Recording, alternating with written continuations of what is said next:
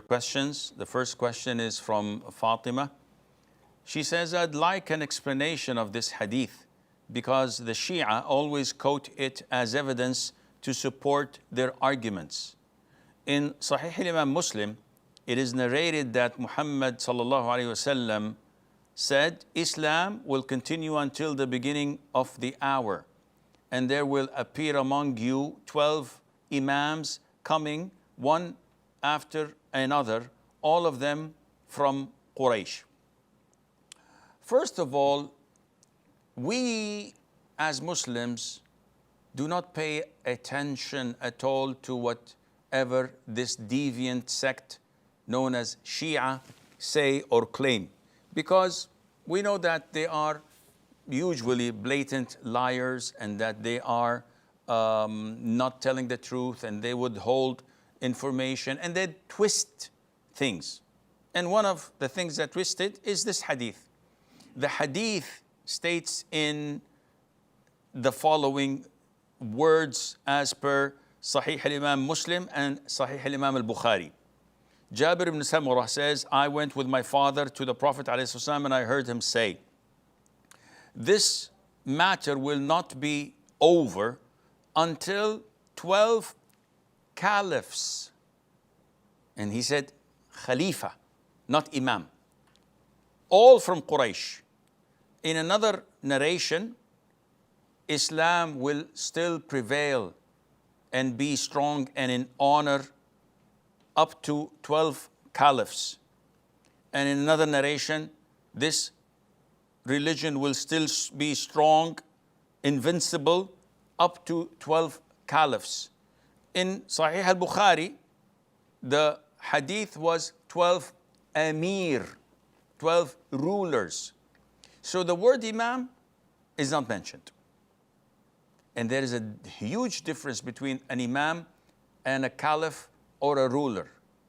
Because according to the Shia, an imam has an extra level of being obeyed, being an authority in religion, and that he would also add more to the world by being infallible. They believe that their imams never make mistakes. And all of this is, of course, not true.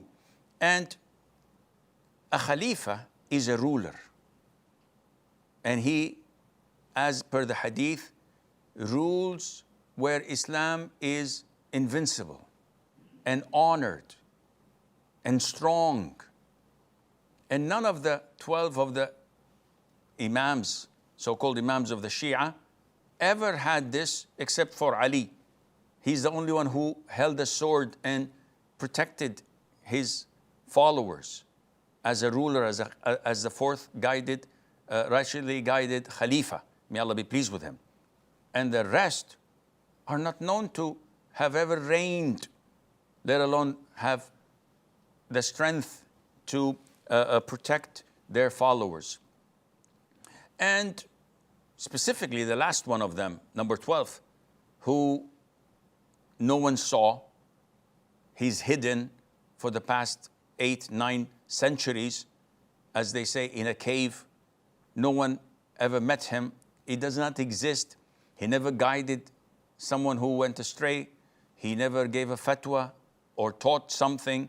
He never enforced virtue or prevented vice. He never done anything, let alone to be invincible for his people or for the nation that he's ruling. He's always been hiding and afraid and weak and cannot do anything. And this is the same with the Shia. They've never had any reign or a ruling that would protect them or give honor to Islam as a whole and make Islam invincible. It's all been weakness and humility and deceit and betrayals throughout the time. May Allah protect us. And by the way, as people and scholars say, the concept of the Shia being the 12th Imamiyya or Ja'fariyya, this was later on in time, like on the 4th century. In the beginning, the Shia were divided into cults and sects.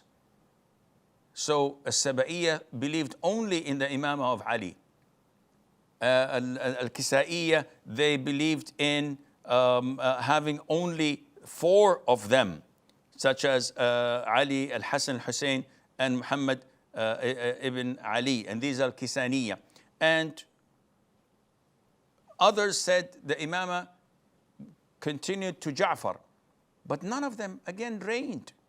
And Islam was never invincible or strong under their reign because they've never reigned. And again, the hadith says specifically and clearly, all of them are from Quraysh.